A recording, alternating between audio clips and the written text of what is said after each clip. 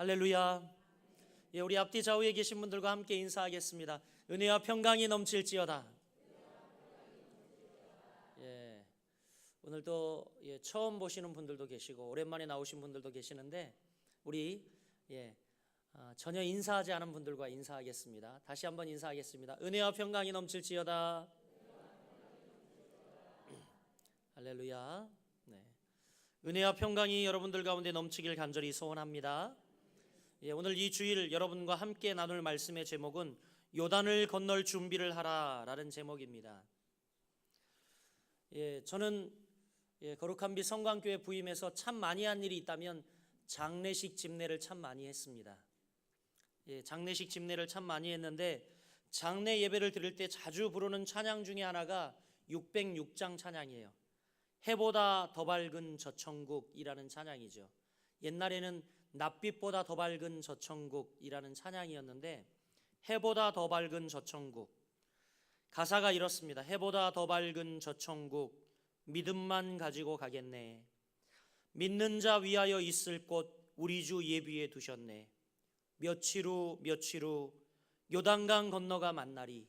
며칠 후 요단강 건너가 만나리. 이런 가사죠. 여러분, 이 찬양에서도 이야기하는 바 요단강 건너간다, 요단강 건너가 만난다 라고 하는 의미는 어떤 뜻입니까? 바로 이 세상을 떠난다는 의미입니다. 이스라엘 백성들이 광야 생활을 마치고 지금 요단강을 건너간다라고 이야기를 하고 있어요. 오늘 말씀의 제목이 요단을 건널 준비를 하라라는 겁니다.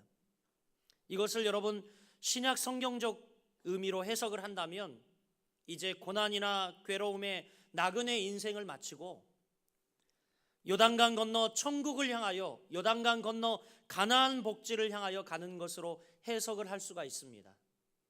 우리가 읽은 이 본문은요, 여호수아가 이스라엘 백성의 지도자가 되어서 처음으로 한 말입니다.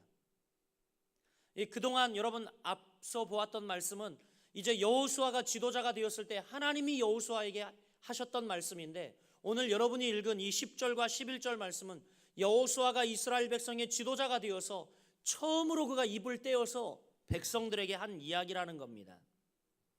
그런데 짧은 여호수아의 말씀이지만 자세히 보면 이 말씀이 해석하기가 결코 쉽지 않습니다. 물론 그냥 눈에 보이는 의미는 해석하기 쉬우나, 그러나 사실은 깊이 이 말씀을 관찰하면 해석하기가 굉장히 어려운 말씀이에요. 그래서 이 말씀을 구약적 관점보다는 신약적 관점에서 해석해야 이 난제가 풀린다라고 많은 신학자들이 이야기를 하고 있습니다. 그래서 저도 여러분들과 함께 오늘 읽은 이 말씀을 여러분과 제가 신약적 관점에서 해석해 보면서 함께 은혜를 나누고자 합니다. 여호수아의 첫 번째 말씀의 요지는 뭐냐면 이 이스라엘 백성들에게 요단강을 건너갈 준비를 하라는 것입니다. 그런데 요단강 건너갈 준비를 하라고 하면서 제일 먼저 10절에 보니까 뭘 준비하라고 이야기합니까? 11절에 보니까 뭐라고 이야기를 합니까? 양식을 준비하라 이렇게 이야기합니다. 진중에 두루다니며 그 백성에게 명령하여 이르기를 뭘 준비하라? 양식을 준비하라 이렇게 이야기를 하고 있어요.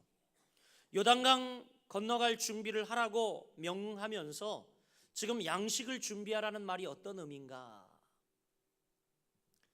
여러분 40년 동안 광야 생활을 했던 이스라엘 백성들에게 준비할 만한 양식이 있었을 것 같습니까? 애굽에서 가지고 나온 비상식량이 설마 있다 하더라도 아마 몇 달 내에 동이 났을 것입니다. 그들에게는 아마 양식이 없었을 겁니다. 그리고 여러분 설사 양식이 있다 하더라도, 가지고 나온 양식이 있다 하더라도 이것을 40년 동안 보관한다는 일이 가능한 일이겠습니까? 아니요, 전혀 불가능한 일입니다. 또 여러분 이 말씀을 어떤 이들은 이스라엘 백성들이 먹던 생명의 양식이었던 만나에 비추어 고려하더라도 이건 역시 해석하기 어렵다라는 거예요. 여호수아 5장 12절 말씀에 보면 이렇게 기록이 되어 있습니다. 또 그 땅에 소산을 먹은 다음 날에 만나가 그쳤으니 이스라엘 사람들이 다시는 만나를 얻지 못하였고 그 해에 가나안 땅의 소출을 먹었더라. 이스라엘 백성들이 후에 요단강을 건너가 가나안 땅의 소산을 먹을 때까지 만나가 계속 내렸던 것은 사실입니다. 그런데 여러분, 아침에 일어나면 만나가 사방에 내려져 그것을 있는 것을 가지고 와서 양식으로 먹으면서 40년 동안 지내왔습니다. 그런데 갑자기 급작스럽게 지금 양식을 예비하라는 말이 여러분 이해가 됩니까? 40년 동안 그동안 계속 광야에서 만나가 내렸어요. 그런데 갑자기 양식을 예비하라는 겁니다. 잘 이해가 되지 않습니다. 또 여러분, 출애굽기 16장부터 출애굽기 16장 19절부터 20절 말씀을 보면 만나의 특징이 나옵니다. 모세가 그들에게 이르기를 아무든지 아침까지 그것을 남겨두지 말라 하였으나 그들이 모세의 말을 청종하지 아니하고 더러는 아침까지 두었더니 벌레가 생기고 냄새가 난지라 모세가 그들에게 노하니라. 이렇게 말씀하고 있지요. 여러분, 우리가 이 구절을 통해서 알게 되는 것은 뭡니까? 만나는요, 보관이 안 된다는 겁니다. 보관이 불가능하다는 겁니다. 안식일을 제외하고는 매일매일 새로운 만나를 걷어다 먹어야 했습니다. 이것을 보관했다간 썩고 벌레 나고 소용이 없게 되었다라고 이야기를 하고 있죠. 냄새가 나고 벌레가 생기고 아침까지 두면 이것은 먹을 수 없게 되었다라고 이야기를 합니다. 즉 이스라엘 백성들은 안식일을 제외하고 매일매일 필요한 양식을 거두어다가 먹어야 했어요. 만나를 먹어야 했습니다. 그런데 여러분, 여호수아는 왜 요단강을 건너갈 준비를 하라고 이야기하면서 제일 먼저 이 양식을 준비하라 이런 이야기를 했을까요? 이것은 신약 성경 관점에서 볼 때에 해석이 가능합니다. 신약 성경적 관점에서 볼 때에 요단강을 건너가려면 준비하려면, 요단강을 건널 준비를 하려면 다른 양식을 준비해야 한다는 겁니다. 그게 뭐냐면 바로 천국 양식이라는 거죠. 이 천국의 양식을 준비하라는 교훈입니다. 사랑하는 성도 여러분, 성도가 세상을 살다가 요단강을 건너가려 할 때에 준비해야 할 천국 양식이 무엇이겠습니까? 여러분이 이 세상 살다가 저 가나안 복지에 들어가게 될 때에, 하나님의 도성에 들어가게 될 때에 여러분이 준비해야 할 양식이 무엇이겠습니까? 요한복음 6장 35절은 우리에게 이렇게 말합니다. 예수님이 친히 말씀하시는데 예수께서 가라사대 내가 곧 생명의 떡이니 내게 오는 자는 결코 줄이지 아니할 터이요 나를 믿는 자는 영원히 목마르지 아니하리라. 할렐루야. 여러분, 신약 성경에서는 우리가 천국 들어가는 천국 양식, 생명의 양식이 무엇인지 요한복음에 정확하게 말씀해 주고 있어요. 예수님께서 말씀하십니다. 내가 곧 생명의 떡이다 라고 말씀합니다. 할렐루야. 우리의 참 생명의 양식은 무엇입니까? 다른 어떤 것도 될 수 없고 오직 예수 그리스도만이 여러분의 생명의 양식이 되는 줄 믿으시길 바랍니다. 그렇습니다. 여러분, 우리가 요단강 건너갈 준비를 하면서 진정 우리가 준비해야 할 것은 뭐냐면 예수 그리스도를 우리가 마음에 영접해야 합니다. 예수 그리스도를 우리의 생명의 주인으로 모셔야 합니다. 이게 여러분 제일 첫 번째의 준비예요. 첫째 되는 준비입니다.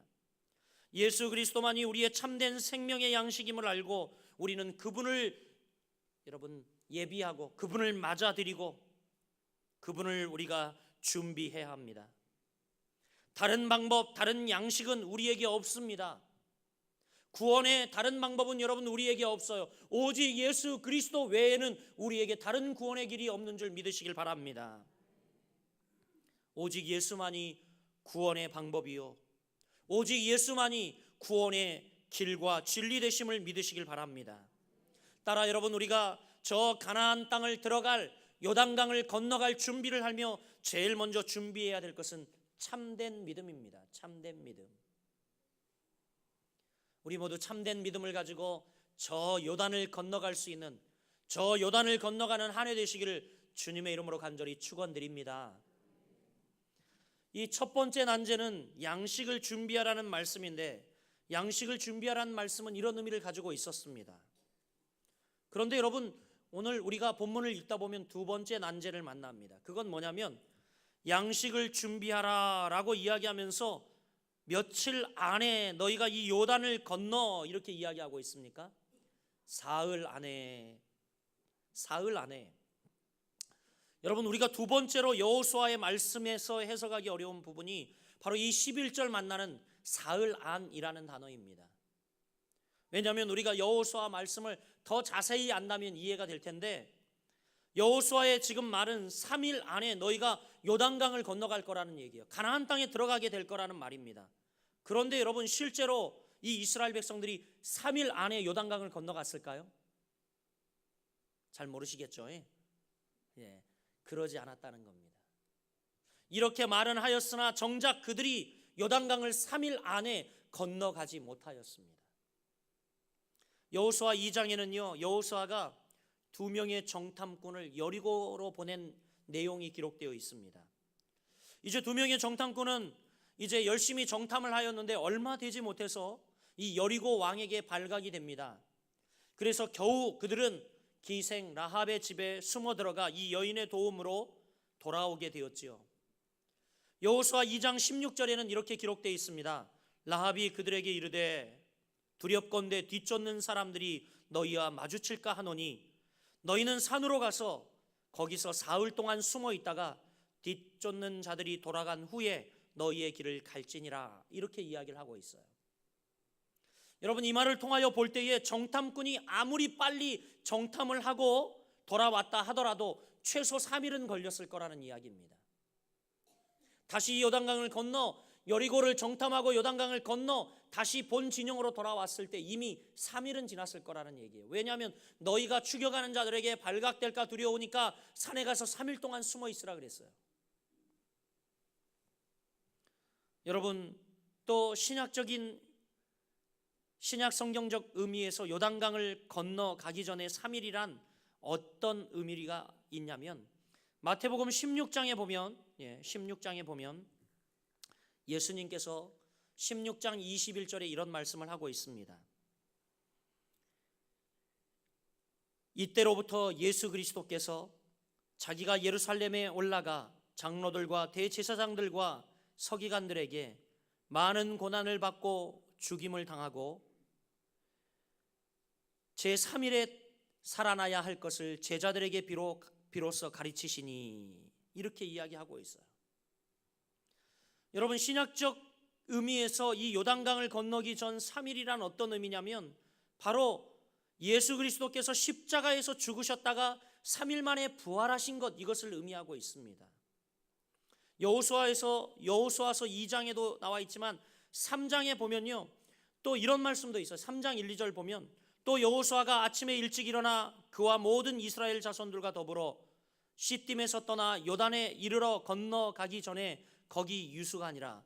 사흘 후에 관리들이 진중으로 두루 다니며, 이렇게 기록되어 있는데, 여러분, 이 여호수아가 백성들을 이끌고 지금 요단강을 건너기 위해서 시딤에서 떠나 요단 강가에까지 왔어요. 그런데 요단에 도착해서 거기서 3일을 유숙했다라고 이야기를 하고 있습니다. 즉, 여러분, 지금 여러 가지 정황을 보아도 정탐꾼을 보내고, 그리고 또 여호수아가 요단강 건너려고 요단강 앞에서 3일을 유숙한 걸 우리가 보더라도 이 3일은 어떤 상징적 의미지 실제의 3일이 아니라는 것을 우리가 발견하게 됩니다.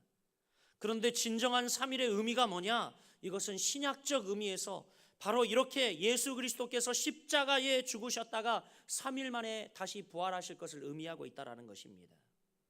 다시 정리하면, 성도가 요단강을 건널 준비를 할 때에 예수님께서 3일 만에 부활하신 것을 믿는 부활 신앙으로 준비해야 한다는 것입니다. 할렐루야. 여러분, 이것이 빠지면 기독교가 아니에요. 여러분, 우리는 이미 예수 그리스도와 함께 십자가에 더불어 못 박혀 죽었습니다.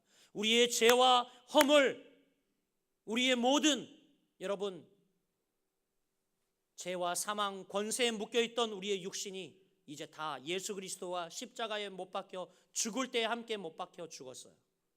그리고 그분이 3일 만에 다시 살아날 때에 우리가 함께 살아나게 되었다라는 것입니다. 할렐루야. 여러분, 이 부활 신앙이 없으면 요단강 넘어 가나안은 우리에게 없습니다. 우리가, 여러분, 부활 신앙이 없다면 이게 빠지면 기독교가 아니에요. 사랑하는 여러분, 부활 신앙을 준비하시는 여러분 되시길 바랍니다. 한 해 동안도 여러분, 우리가 부활 신앙으로 오뚜기처럼 일어나길 간절히 소원합니다. 우리의 외적 상황은 계속해서 여러분 좋지 않고 쉽지 않습니다. 여러 가지 넘어질 상황을 가져다 주고 또 우리가 이제 점점 연로에 감에 따라 요단강 건너갈 날이 가까움에 따라 우리는 계속 육신의 한계를 만나게 될 것입니다. 그런데 여러분, 이때에 우리가 다시 일어설 수 있는 유일한 비결이 있다면, 우리가 넘어질 때마다 다시 일어날 수 있는 유일한 비결이 있다면 그것이 무엇이겠습니까? 그것은 바로 부활신앙으로 무장하는 것, 그리스도의 복음으로 다시 일어나는 것밖에 없는 줄 믿습니다. 성경은 우리에게 말합니다. 우리 믿는 이들은 근본적으로 넘어질 수 없는 존재다라고 이야기를 합니다. 그런데 여러분, 우리가 왜 자꾸 넘어지냐고요? 그것은 우리가 자꾸 부활신앙을 잊어버리기 때문입니다. 오늘 여러분 2016년 여러분들이 다시 그리스도 예수께서 여러분을 위하여 죽으시고 부활하신 이 부활신앙으로 다시 무장되어지는 여러분들이 되시길 주의 이름으로 축원합니다.